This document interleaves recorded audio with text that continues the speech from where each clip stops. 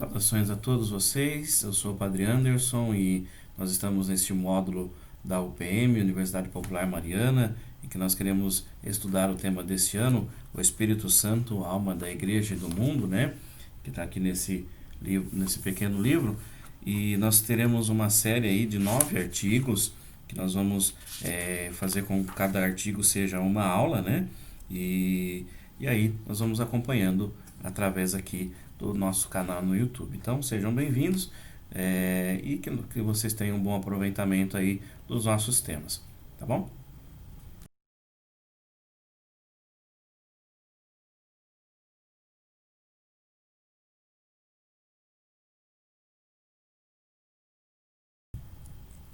Bom, o nosso primeiro tema vai ser o Espírito de Deus em Ezequiel, né, o profeta Ezequiel.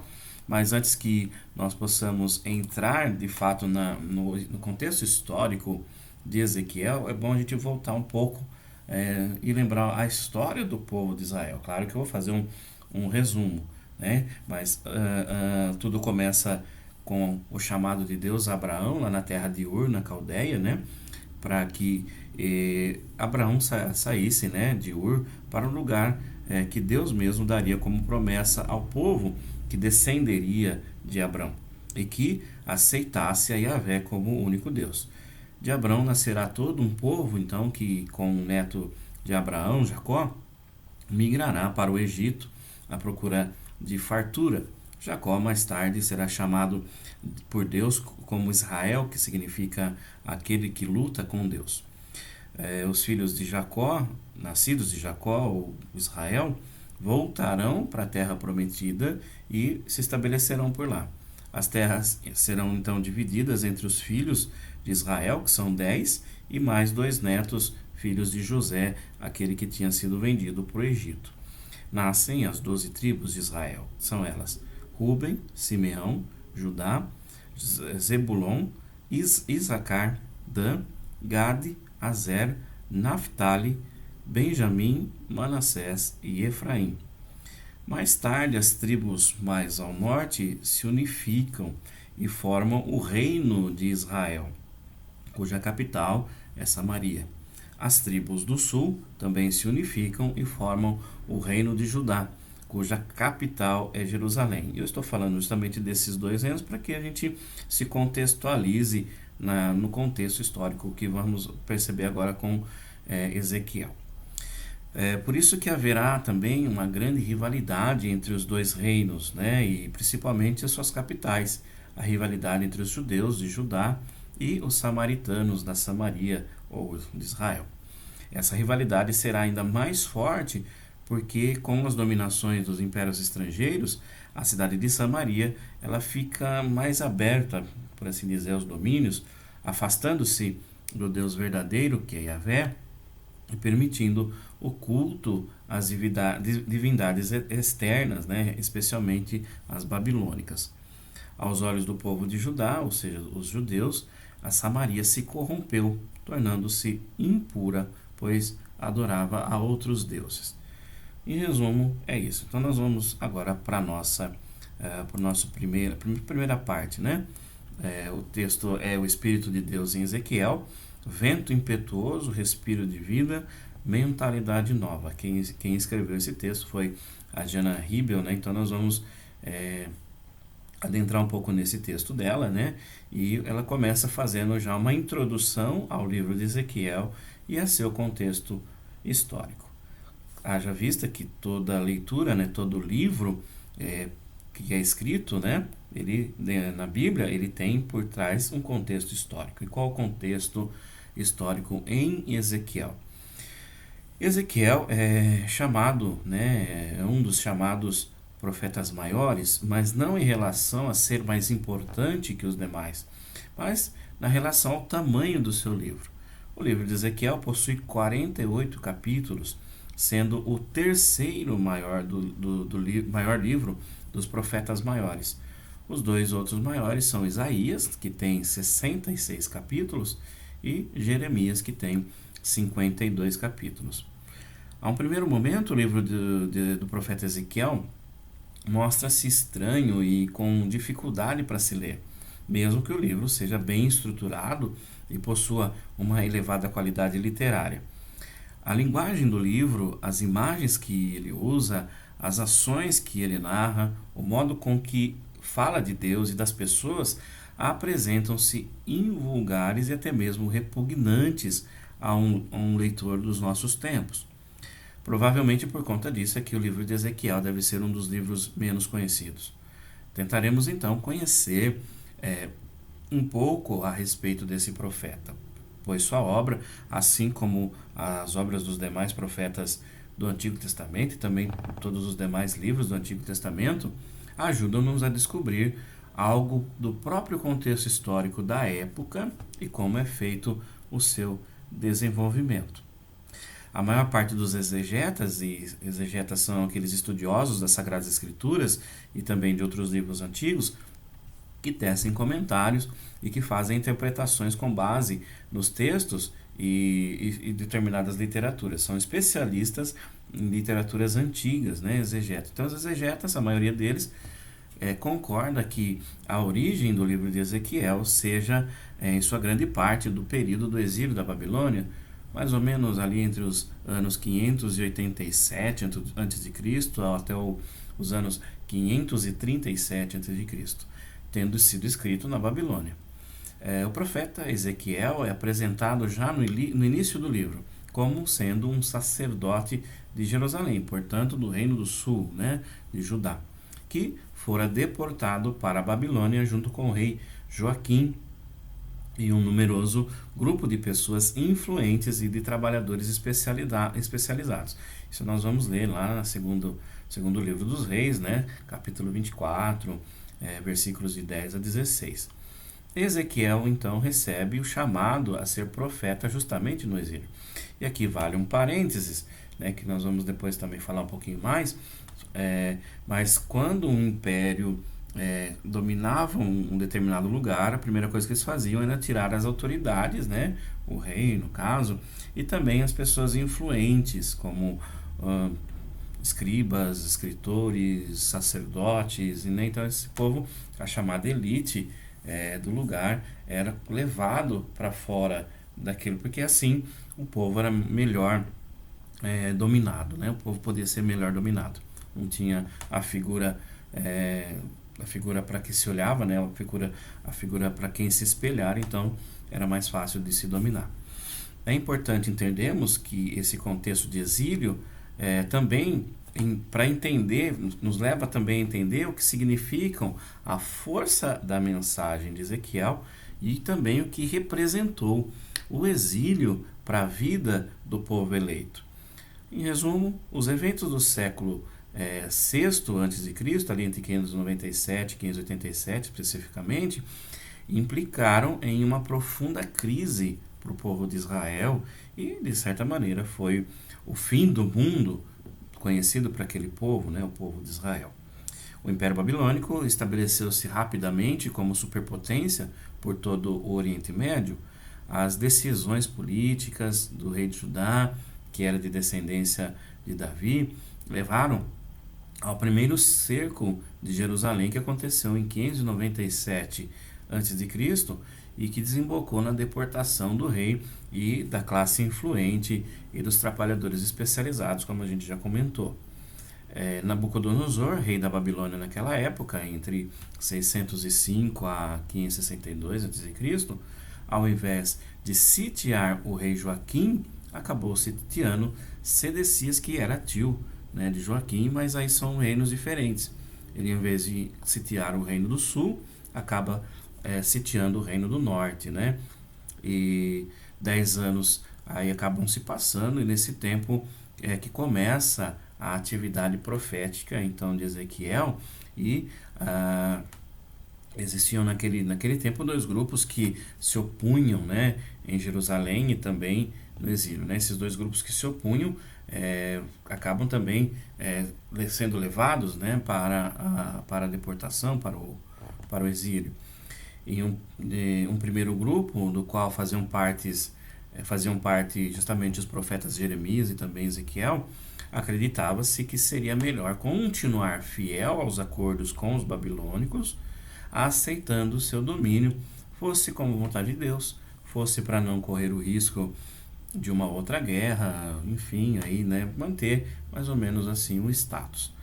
Um segundo grupo, no entanto, sustentava a rebelião para se libertar do jugo dos babilônicos, confiando inclusive na promessa de Deus de proteger a cidade de Jerusalém. Como resposta às tentativas de rebelião, Nabucodonosor volta a sitiar Jerusalém, mas desta vez com mais força, chegando a destruir a cidade e até mesmo o templo. Aconteceram novas deportações, Sedecias também foi preso e severamente punido. Judá deixa de ser um reino e torna-se então uma província do Império Babilônico. Acabava ali a dinastia davídica, né? Descendência de Davi. Todas essas reviravoltas trouxeram total desmoronamento não só para o sistema político, mas também ao sistema religioso. Conceitos como dinastia davídica, terra prometida e templo, que tinham sido sinais tangíveis, né, sinais físicos das promessas divinas, foram destruídos por forças armadas e também hostis. Tudo aquilo que poderia trazer proteção, segurança e significado ou se acabou ou caiu nas mãos dos inimigos. E aí algumas questões que vão nascer, né? Qual o significado então em ser povo de Deus? Eles ainda o eram? Deus abandonou seu povo? Deus teria sido derrotado pelos deuses dos babilônicos? Nesse sentido, o livro do profeta Ezequiel tentará dar respostas a essas e tantas outras questões que vão nascer do povo na época, né, com a tamanha crise das perspectivas religiosas. Bom, a riqueza da palavra judaica ruá, como exemplos no livro de Ezequiel, vai trazer aqui para nós já o significado justamente do espírito, né? Ruá vai ter várias conotações e nós vamos ver um pouquinho cada uma daquelas que aparecem no livro de Ezequiel. Para falar do Espírito de Deus no livro do profeta Ezequiel, é preciso que compreendamos algumas ideias acerca da palavra ruá. Ruá. Ruá, que é um termo feminino no hebraico, pode ser traduzido como espírito. No entanto, esse termo possui uma gama de significados muito mais ampla. Ezequiel, que é chamado por muitos exegetas como o profeta do Espírito, apresenta em seu livro todos os significados possíveis para esta palavra. Então nós vamos ver alguns.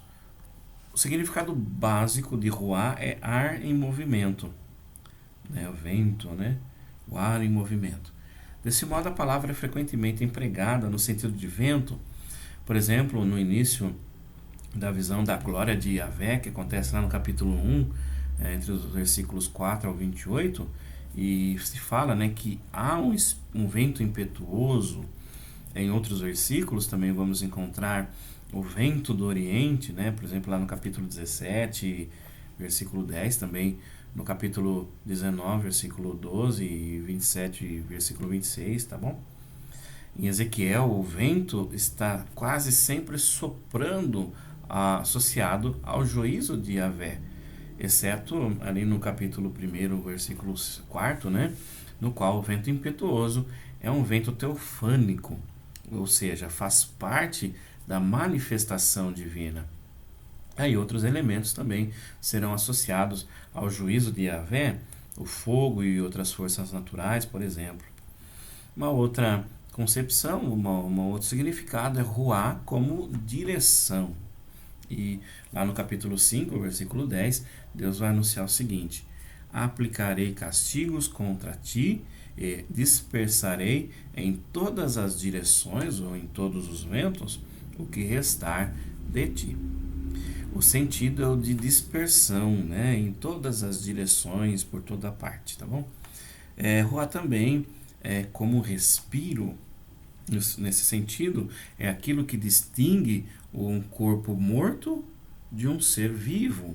É possível notar isso exatamente no capítulo 37, versículos 1 a 14, no qual esse conceito de Ruá, que é traduzido pela Bíblia da CNBB como Espírito, vai dizer o seguinte: assim diz o Senhor Deus a esses... perdão. Assim diz o Senhor Deus a esses ossos: vou infundir-vos eu mesmo respiro para que revivais. Ruá também tem outra denotação, denota a verdade, a emoção, a atitude da pessoa.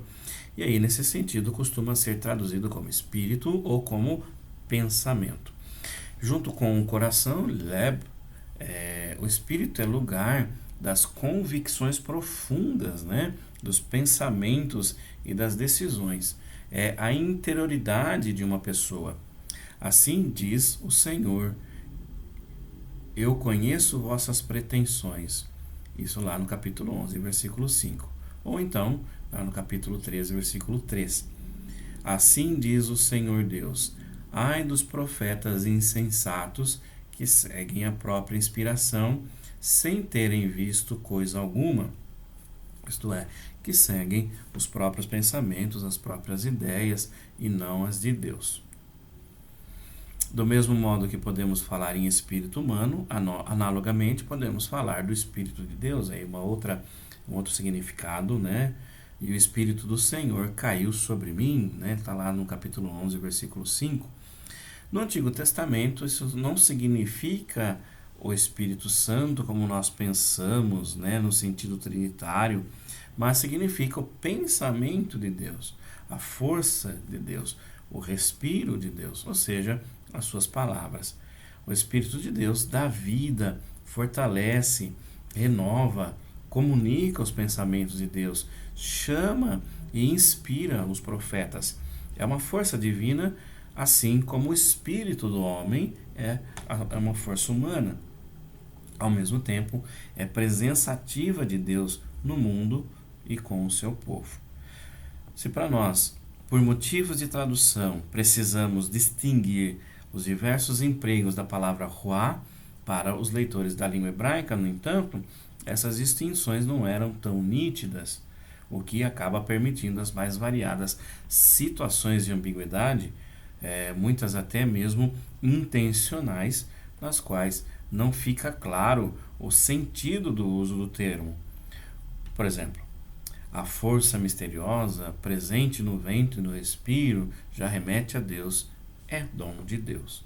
O papel do Espírito nas visões de Ezequiel, meio de transporte e força preparatória. Existem 4 relatos de visões que encontramos no livro de Ezequiel. 3 deles são mais longos, lá no capítulo 1, versículo 1 a 3, capítulo 1, versículo 1 até o capítulo 3, versículo 15. E também no capítulo 8 até o capítulo 11, e o capítulo 40 até o capítulo 48, e tem um mais breve lá no capítulo 37, versículo de 1 a 4. Além desses 4, há um 5º relato de visão, que é muito mais breve, que é lá no capítulo 3, versículo 22 a 27, que é como que um eco da primeira visão. Esses relatos contribuem com a estrutura e a coesão do livro, pois apresentam inúmeros elementos em comum e por fazerem referência a um outro. Um desses elementos aparece em toda visão, que é justamente a ação do Espírito, ou vento, ou respiro de Deus. Um espírito, ou um vento, ou um respiro aparece com frequência no início e no fim das visões, junto com a mão do Senhor. Esse espírito, ou vento, ou respiro, que é indeterminado, arrebata o profeta e o leva ao lugar da visão. O exemplo mais completo é o início e o fim da visão do templo, narrado lá nos capítulos de 8 a 11.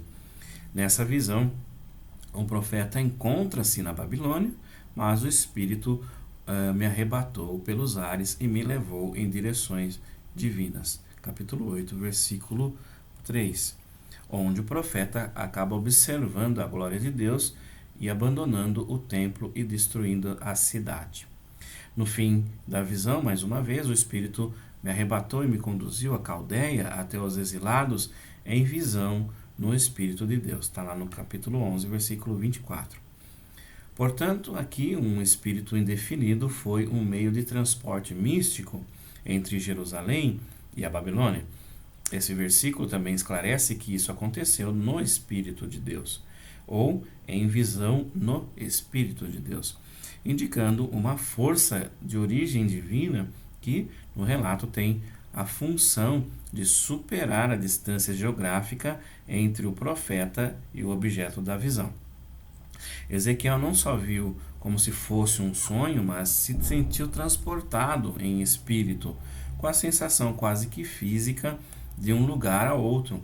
Apesar de tal experiência, nos reportaram o arrebatamento de Elias, que está lá no capítulo no segundo livro de Reis, capítulo 2 a 11, esse modo de transporte visionário aparece dentro do gênero literário do profetismo e tão somente no livro de Ezequiel. Os outros profetas não vão apresentar esse tipo de estrutura literária, né, o arrebatamento. E é um recurso bastante frequente na vida dos profetas do Antigo Testamento, né, o arrebatamento. Mas o único que conta em primeira pessoa é o profeta Ezequiel. Em Ezequiel 43, versículo 5, acontece o mesmo fenômeno durante a chamada segunda visão do templo, que está lá entre os capítulos 40 ao 48.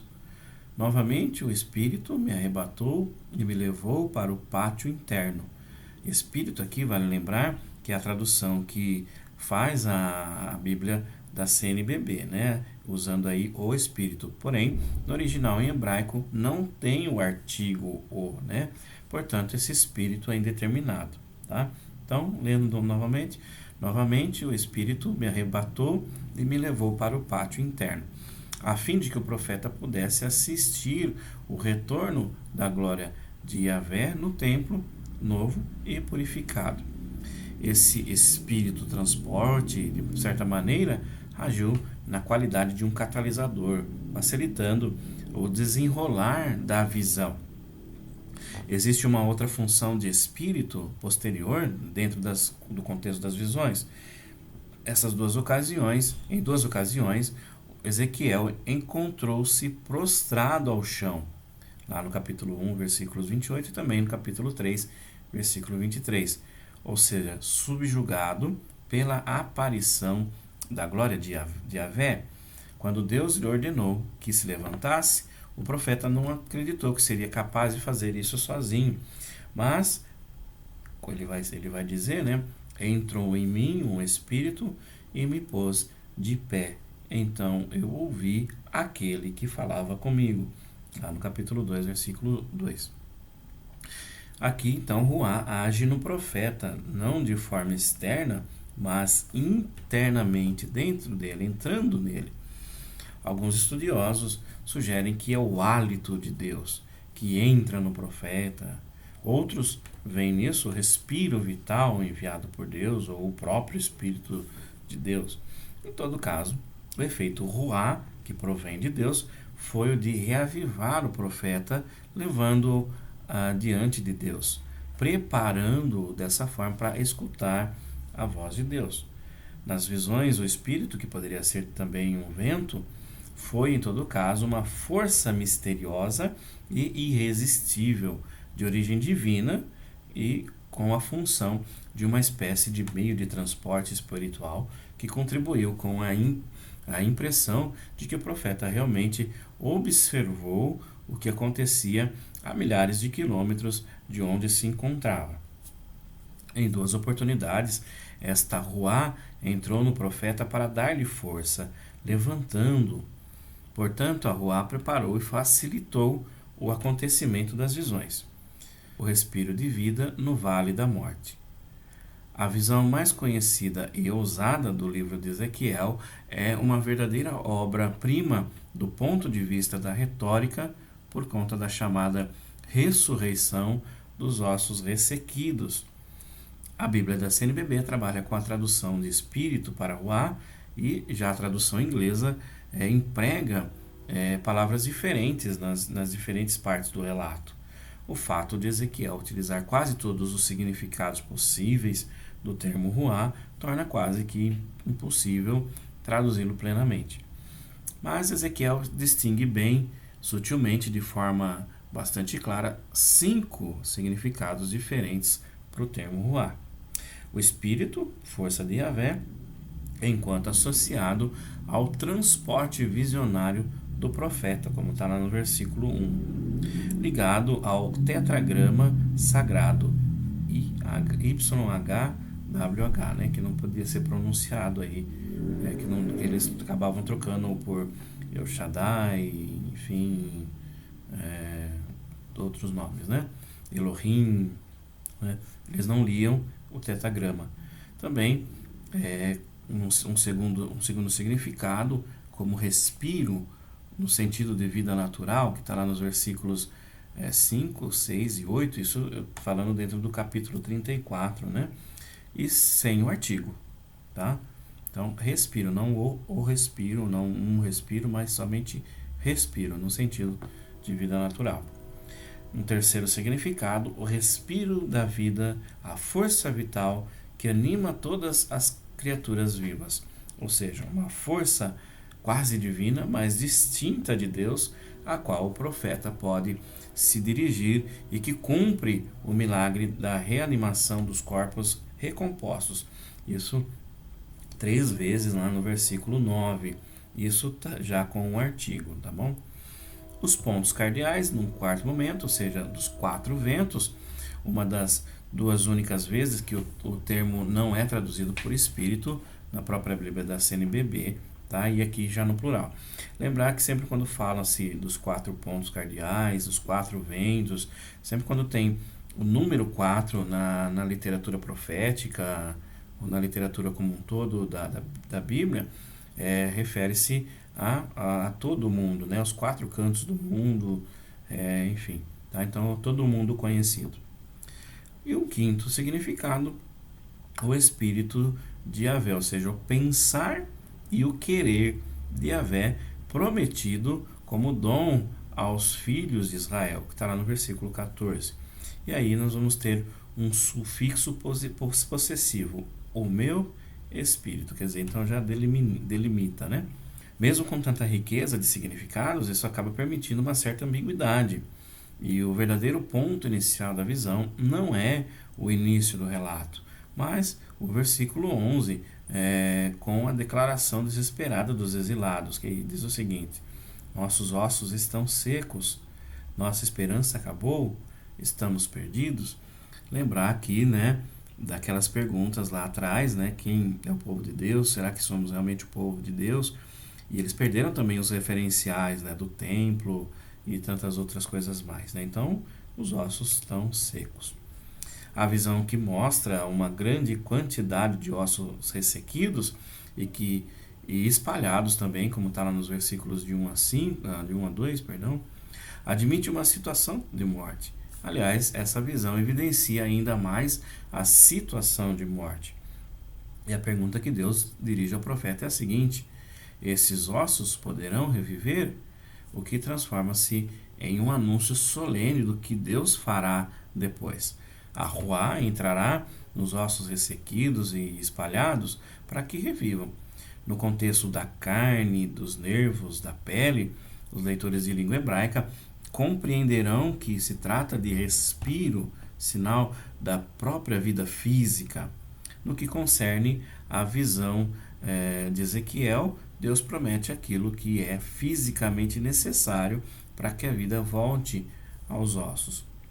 A profecia, no entanto, não culmina na promessa de vida física, mas em uma fórmula que aparece com frequência em Ezequiel: sabereis que sou Yahvé. Aparece com frequência. Nós, por nossa vez, assistimos com o profeta a incrível cena da recomposição dos corpos desmembrados. Depois, há um elemento de retardamento. Por exemplo, os ossos continuam sem vida, lá no versículo 8. Para reavivar os mortos, é preciso algo mais do que o respiro natural. Então, Deus manda chamar o respiro, que é o princípio personificado da própria vitalidade para assim soprar sobre os mortos, lá no versículo 9. Mais uma vez, o termo ruá, dessa vez com um artigo definido, é seguido pela promessa para que vivais. O versículo faz referência ao livro de Gênesis, lá no seu capítulo 2, versículo 7, no qual o Senhor Deus antes formou o homem com o pó do solo e, em um segundo momento, soprou-lhe nas narinas o sopro da vida. Isso remete à potência de Deus Criador, portanto, o respiro natural e o respiro personificado e sobrenatural tem o efeito de levar vida, tanto lá em Ezequiel capítulo 2, versículo 2, quanto também no capítulo 37, versículo 10, o respiro reaviva, o Espírito reaviva e põe de pé. Os versículos 11 a 14 aplicam o que aconteceu na visão à situação dos exilados. Eles são como os ossos mortos, espalhados, ressequidos, mas Deus pode dar-lhes novamente a vida, desse modo como prometeu aos ossos aquilo que serve para recompor os corpos. Ele também promete aos exilados aquilo que serve para recompô-los como povo. Deus haverá de conduzi-los para fora de suas sepulturas, para fora do exílio, reencaminhá-los à sua terra. Entretanto, revogar o exílio não será suficiente para que os mortos revivam. Repete-se então a promessa de Ruá, mas não no sentido do respiro vital natural, comum a todos os seres vivos, mas trata-se do espírito do próprio Yahvé. Assim, a mesma promessa se repete, mas com um significado muito mais profundo. Para que reavivais, sabereis que sou Yahvé, lá no versículo 14. A promessa de um espírito novo, de um coração de carne. Deus promete um espírito novo ao lado de uma mudança de coração, de um coração de pedra para um coração de carne. Ruá, nesse caso, tem sentido de espírito, ou seja, vontade, pensamento, mentalidade. Os termos coração e espírito são paralelos na antropologia hebraica. O coração é a sede das decisões, da razão, das emoções. Então, dar um espírito novo e um coração novo a alguém significa recriar completamente a interioridade desse alguém. Devemos então considerar que não se trata de uma pessoa transformada, pois os textos tratam sempre de pessoas no plural, o que significa que quem é transformado não é primordialmente o indivíduo, mas o povo, a comunidade, desse mesmo modo que foi a comunidade que profanou também o nome de Yahvé ao cometer idolatrias de outros deuses.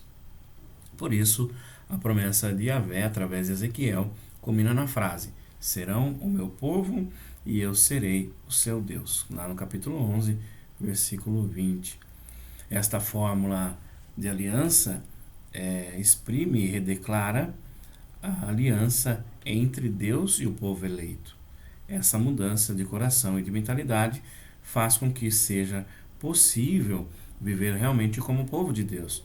O Espírito Novo, que é o Espírito de Deus, está intimamente ligado à transformação do povo rebelde em um povo obediente. E nesse sentido, o Espírito suscita direta e indiretamente, pois faz o povo obedecer a Deus, o que será causa de renovação da aliança com bênçãos e com vida em plenitude. Então, um pouco é isso do nosso primeiro tema. Vemos aí a relação do Espírito de Deus, dentro do profeta Ezequiel. Se você tiver dúvidas, tiver sugestões também, pode estar deixando nos comentários deste vídeo ou entrando em contato, se você quiser também o resumo do texto, o resumo desta aula, pode também estar entrando em contato conosco e eu providencio para vocês. Nesse momento é só, muito obrigado por estar conosco, pela sua presença nesse vídeo, e a gente se fala numa próxima aula. Muito obrigado e até mais. Tchau, tchau.